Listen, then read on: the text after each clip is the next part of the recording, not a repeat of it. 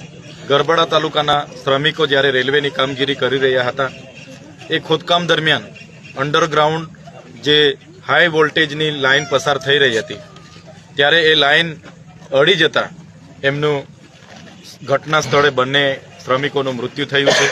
બંને 22 થી 25 વર્ષના ઉંમરના છે। એમના નાના નાના બાળકો છે।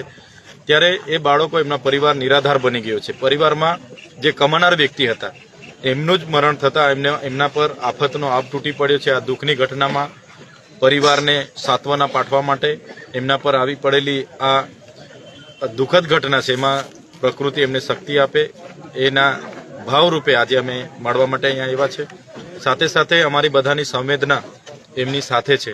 ત્યારે આજે નર્મદા જિલ્લા પંચાયતના પ્રમુખ શ્રી ભીમસિંહભાઈ, રણજીતભાઈ તડવી, નિરંજનભાઈ વસાવા અને અહીંના પ્રમુખ શ્રી ગૌરાંગભાઈ તમામ લોકો અમે સાથે મળીને એ પરિવારને માનવતાના રૂપે આ દુઃખદ ઘડીમાં રાહત મળે એના માટે એજન્સી સાથે અમે વાત કરી। રેલવે વિભાગના અધિકારીઓ પણ ઉપસ્થિત હતા, એમની સાથે પણ વાત કરી।